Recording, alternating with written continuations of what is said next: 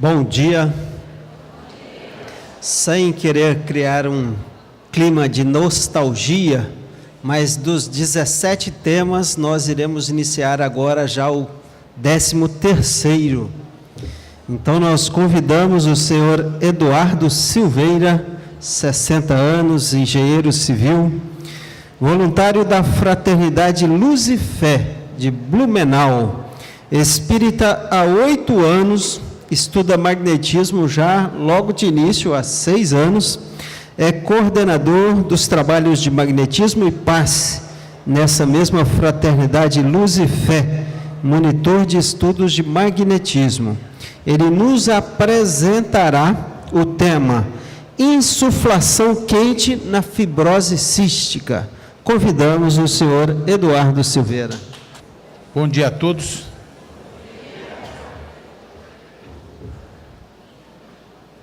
Nós viemos de Blumenau, somos uma equipe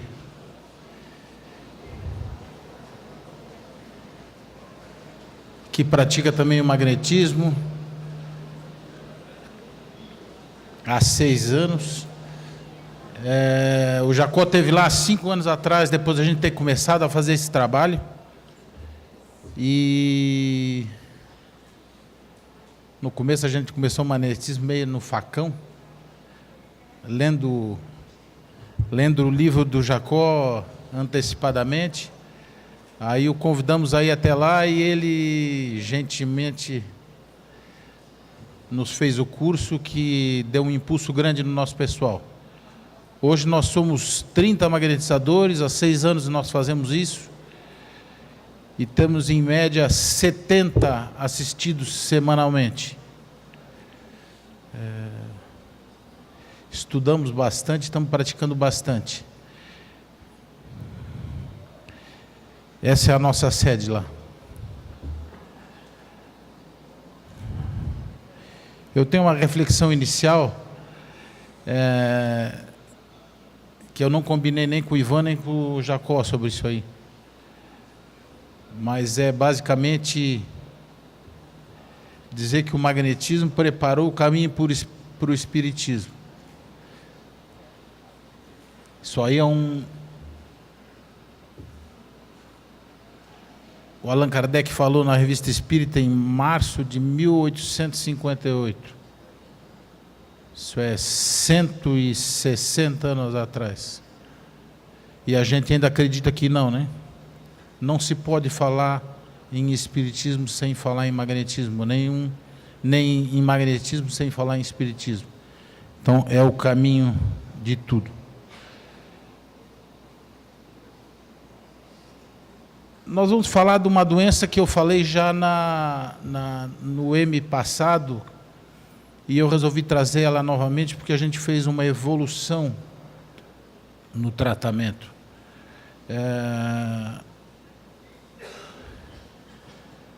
Então a gente trouxe essa doença, chama fibrose cística, e na medicina ela é conhecida como mucoviscidose. Que mais ou menos isso quer dizer? É um muco mais viscoso. Essa doença ela é genética, de herança autossômica recessiva e crônica, e passa de pai para filho. Não tem cura ainda. Então afeta a criança desde o nascimento. Ela é mais frequente nas populações brancas, caucasianas.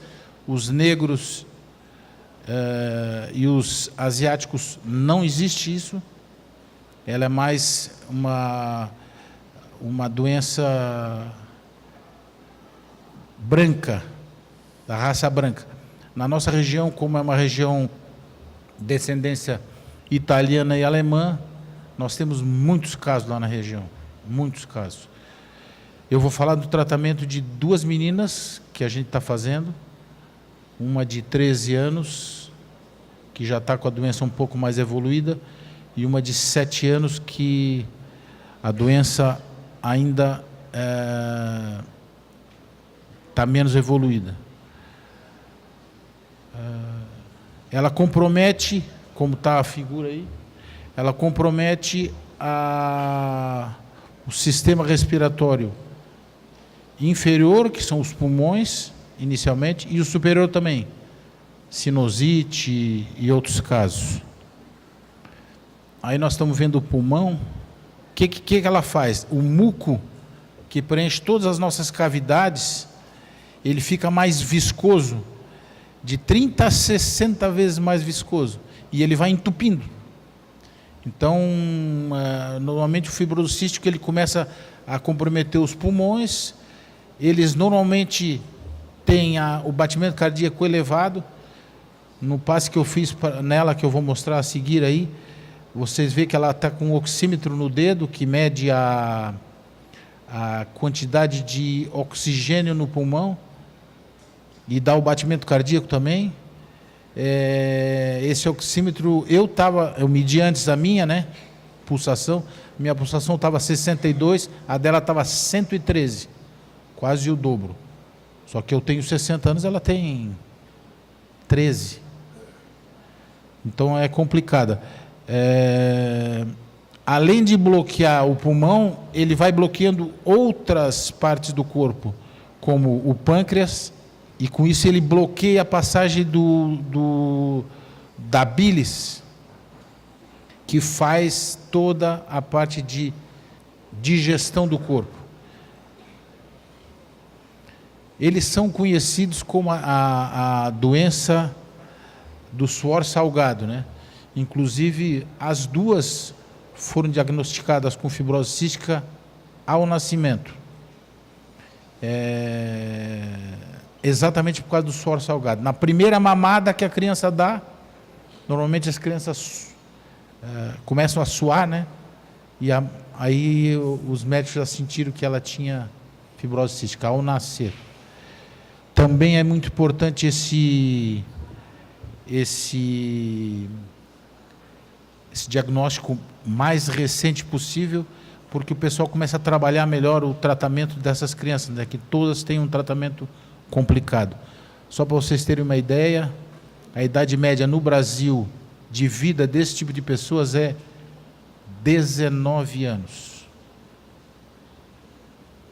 Em outras partes do mundo onde o tratamento é mais qualificado, a tendência é de se ter uma vida útil maior. No Brasil, essas crianças que são tratadas mais cedo têm a tendência de ter uma vida mais longa. Mas é uma doença complicada.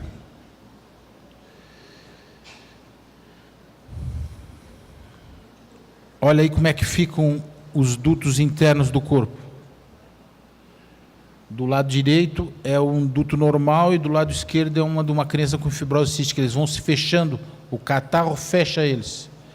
E aí a pessoa tem a oxigenação diminuída e todos os órgãos do corpo vão sendo entupidos. Além do pâncreas, ele pode descer, ele desce para rim, inclusive para a área de reprodução. Normalmente os fibrocísticos, eles são estéreis, normalmente. Quais são os sintomas que normalmente acontecem nessas crianças, nessas pessoas que têm a fibrose cística, né?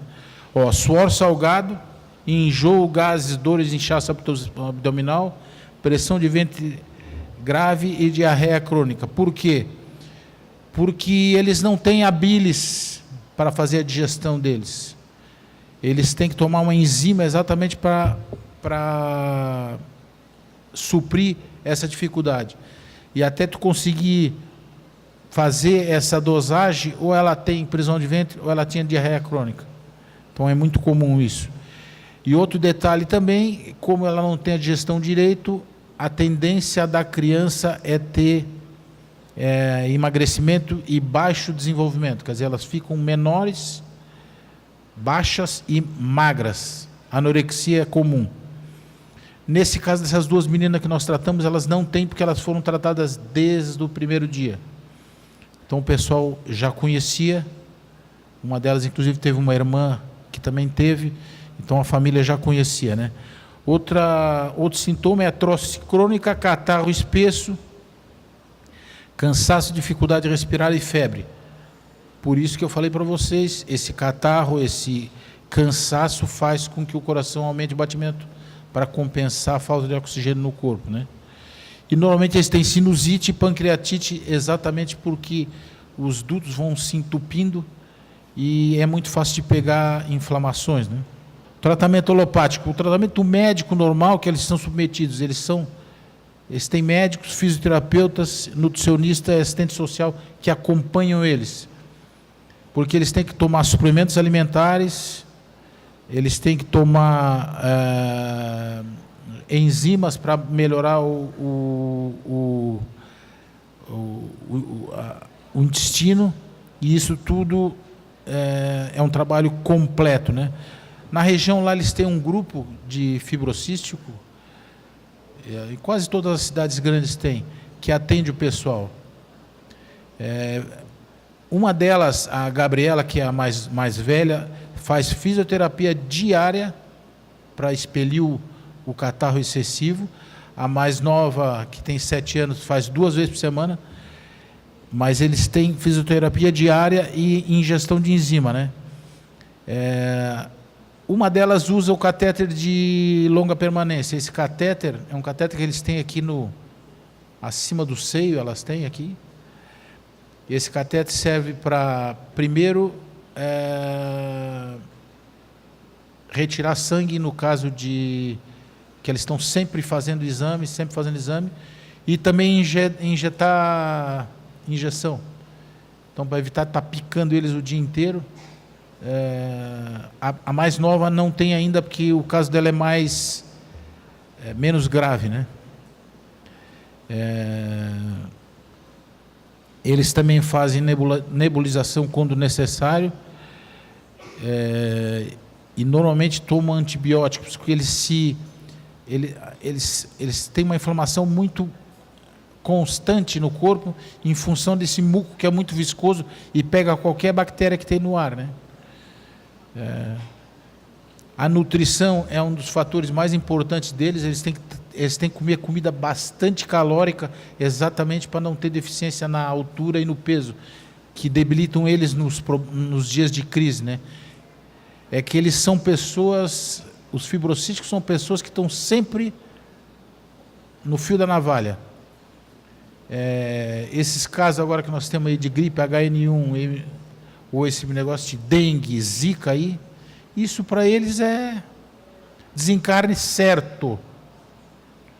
Então eles têm que ter muito cuidado, porque uma gripe forte dessa HN1 derruba eles. Inclusive a Gabriela, que é a mais velha, que tem um caso o dela está mais evoluído, mais grave, eles fazem prevenção nela. Pelo sintoma deles, ela não chega nem a ficar doente, eles já entram com antibiótico Ela passou agora por uma crise semana passada. Quando eles trabalham com antibiótico, os antibióticos são muito fortes, e ela começa a ter alergias, e é um problema sério. Então o pessoal passa por muitos problemas. Além de ingestão de suplementos alimentares, são exclusivos para fibrocísticos, exatamente para fortalecer, porque eles se alimentam muito mal, eles têm pouco apetite. E eles têm que evitar contato com o outro. Então nós damos o passe num horário e noutra com hora marcada, em horários diferentes, porque eles não podem se encontrar os dois, para um não passar o vírus que tem para o outro. Eles não se encontram fibrocísticos. Como eu falei, são 2 meninas, uma de 3 e de 7. Elas são tratadas desde pequenas. E elas não apresentam diversos sintomas muito comuns dos fibrocísticos, que é baixa de peso. As 2 são magras, mas elas estão dentro da curva do peso. Elas não são baixas, são altas, normais. Elas não têm sinusite ainda, nem diabetes, que é comum nos fibrocísticos. E é também comum no fibrocístico o branqueamento das pontas dos dedos, da mão e do pé. Elas também não têm isso, porque o tratamento dela foi desde cedo. Pólipos nasais também é uma outra coisa normal, porque eles respiram muito forte. Eles, pela deficiência do pulmão, eles têm a tendência a abrir o nariz, e isso cria feridas no nariz. Elas também não têm. E as duas também não têm o prolapso retal, que é aquela abertura que dá em função ou de diarreia ou de constipação, né? Então elas estão, porque foram tratadas desde cedo. Elas têm um acompanhamento nutricional com dieta gordurosa e hipercalórica, reposição de enzima, e elas vão à aula normalmente. Quando chegam épocas de frio e épocas que as gripes são mais comuns, elas são afastadas e elas têm professores que vão dar aula para ela em casa. Eles têm convênio com as escolas exatamente para isso. E elas também não se internam em hospital, normalmente elas fazem home care. É a internação em casa, o pessoal atende elas em casa, né? Como a mudança de tratamento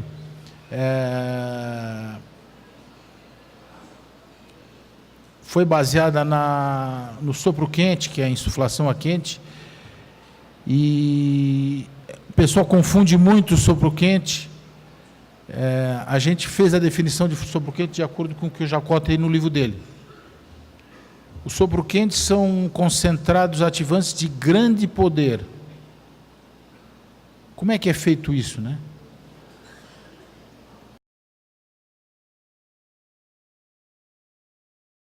O quente é feito tu inspirando, enchendo os pulmões até o diafragma.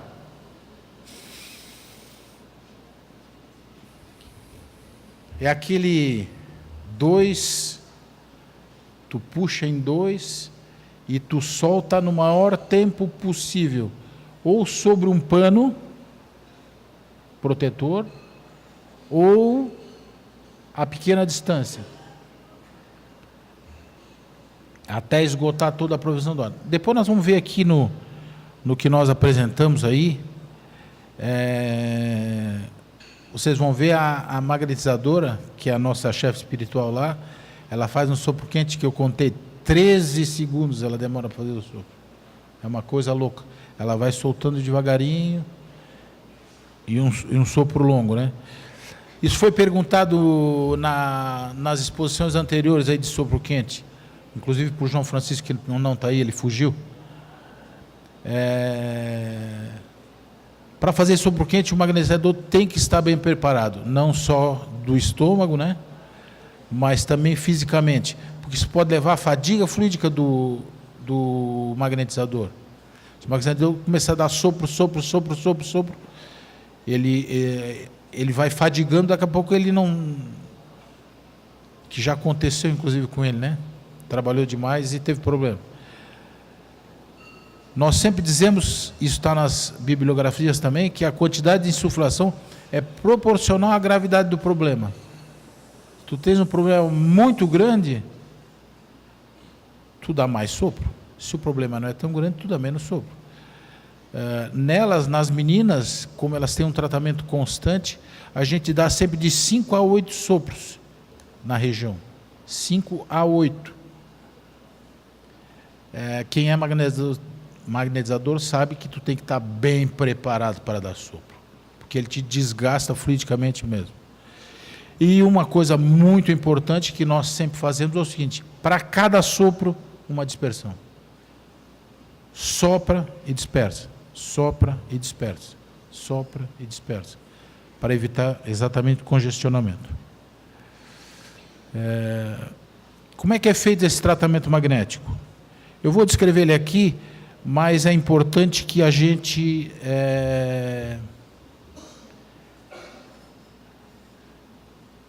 fale como a coisa acontece. O centro esplênico e genésico, no caso delas, são os centros mais desarmonizados. Por quê? Porque estão na linha esplênica aqui, que é a linha que compõe fígado, baço, pâncreas, rins, que são os mais afetados na doença dela, além dos pulmões, né? Mas vai entupindo tudo aqui. Então elas têm graves problemas, né? Os órgãos mais equilibrados são o fígado, o pâncreas, o baço e os pulmões. O tratamento é feito uma vez por semana. Em alguns casos, mesmo nas crises, o ideal era que esse tratamento fosse mais de uma vez por semana. A gente não consegue, porque a nossa casa não tem condições disso ainda. E o tempo das magnetizações varia mais ou menos de 10 a 15 minutos. Logicamente, quando elas estão em crise, o tempo é aumentado.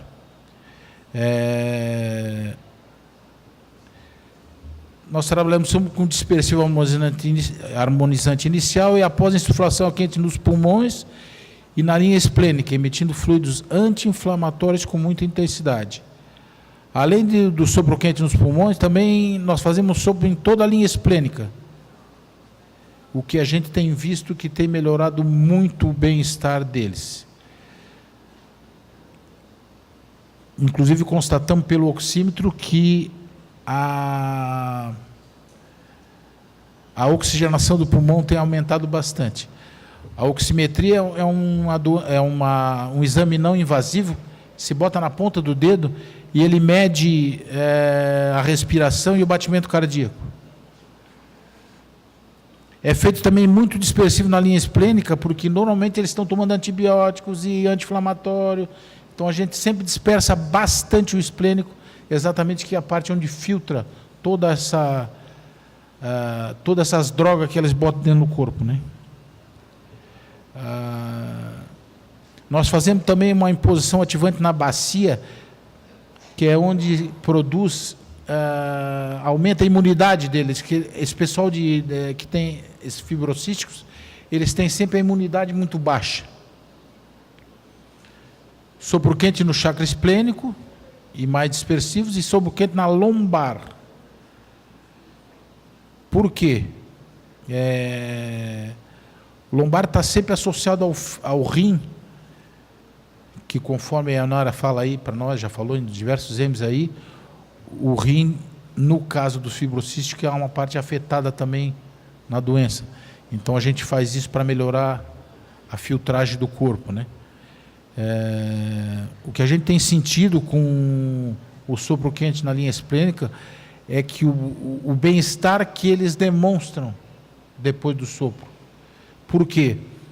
Porque o sopro faz diluir essa mucosidade que tem em todas as cavidades do corpo e os líquidos começam a passar mais rapidamente, aumenta a capacidade do pulmão e ele se sente melhor, né?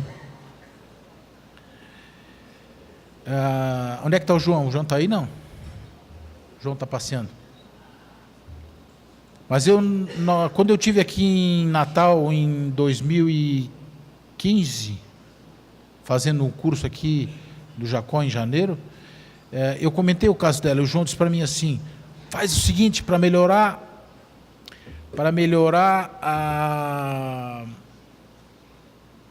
o expurgo dela desse muco excessivo, faz assim, implanta plasma 2 drenos dos pulmões para o esôfago e joga esse muco para o intestino. E nós fizemos. Esse muco descendo pelo intestino, ele carregava junto muita gordura do corpo delas. Inclusive, a mãe de uma delas fotografou o bacio dela depois de uma... Olha lá. Tudo isso que está boiando ali é gordura. Então a gente abandonou esse tipo de coisa porque isso, a tendência é que elas se debilitassem com isso. A família inclusive ficou com medo, disse: tira esse dreno.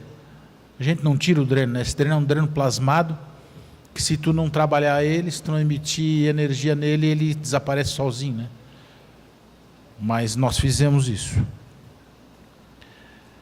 Agora, para a gente exemplificar, nós filmamos o tratamento das duas, o passe de uma delas.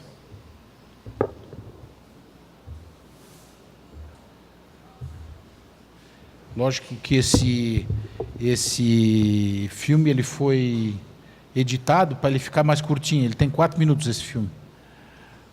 Ó, essa é a nossa chefe espiritual, a Ellen. Ela que faz o passe na... Essa é a Gabriela. Olha essa luzinha que aparece no dedo. Hein? É o oxímetro que está no dedo dela. Dá para ver bem? Está meio claro, né?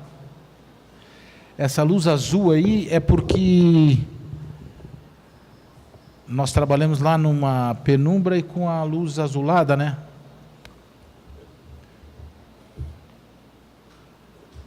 Ó, ela está dispersando o esplênico.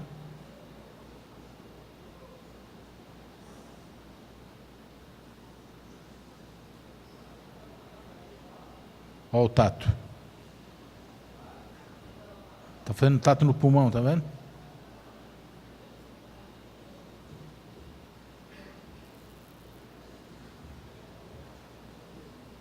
Dispersando.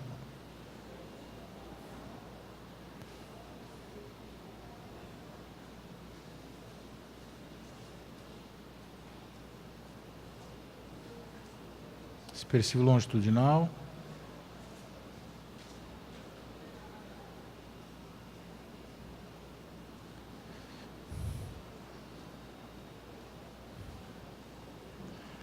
Olha o esplênico, passou a mão no esplênico, vai fazer o sopro agora.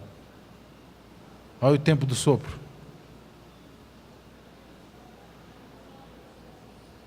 Ela fez um sopro quente longitudinal, olha só. Foi do pulmão até o genésico. Olha o tempo. Olha o tempo. Aí dispersa.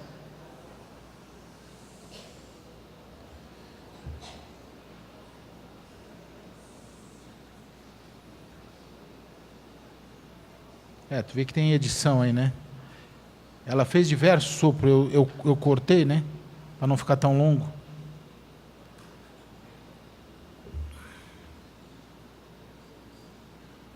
Ó, foi de novo. Agora ela foi no esplênico. Sopro no esplênico, ó. Olha o tamanho do sopro, olha o tamanho do sopro. É que ela solta devagarinho, né? Nossa. Faz e dispersa, ó. Ó. Longitudinal.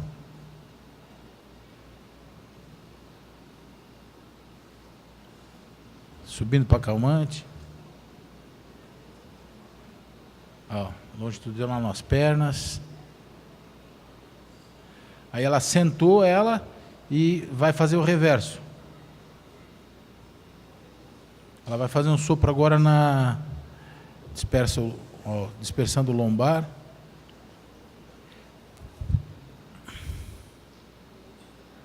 Longitudinal.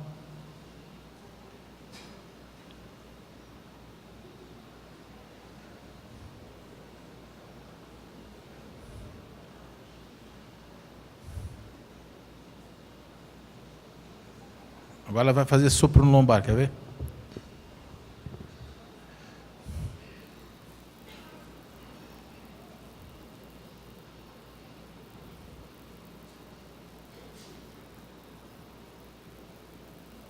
Olha o tempo do sopro.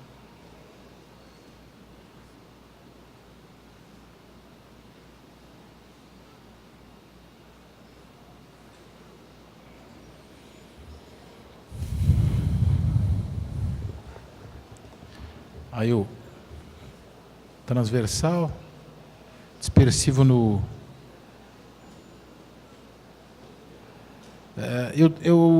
Eu gosto de trazer o passe, porque o pessoal não traz aqui o passe para a gente ver como é que é feito, né?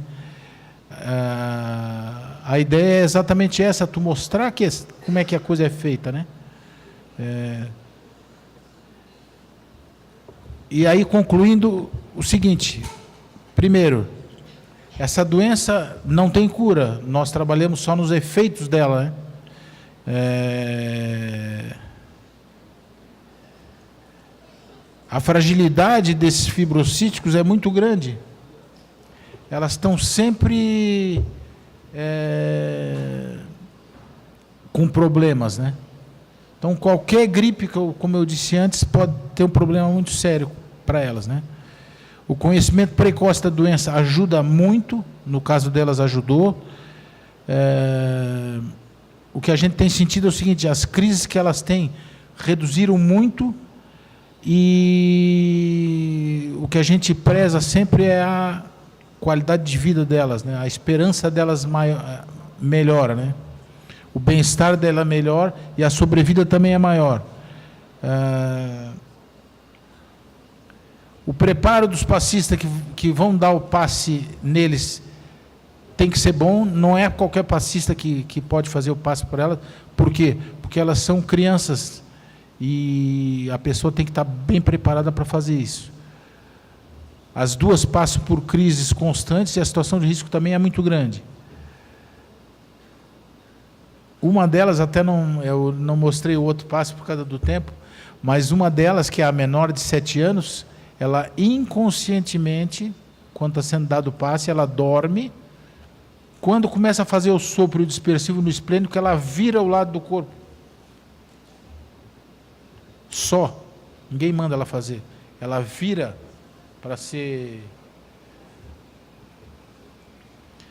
E o sopro tem se mostrado eficiente, pois o fluido anti-inflamatório emitido dilui as secreções e melhora o bem-estar delas. Está aí, ó, essa é a Gabriela, que é a mais velha. E essa é a Lara, que é a mais nova. Elas são umas crianças excepcionais. Aceitam bem o tratamento, vêm, não faltam, que elas sabem que elas se sentem bem, né? Aqui são as referências bibliográficas que a gente fez o trabalho, e o nosso e-mail está aí. A nossa casa tem um site onde todas as palestras, tudo que é feito lá no centro é colocado. Nós temos um Facebook também, que tem palestras. Essas palestras que são feitas aqui vai ser colocado no site. E que Deus continue nos iluminando, que é isso que nós precisamos. Obrigado.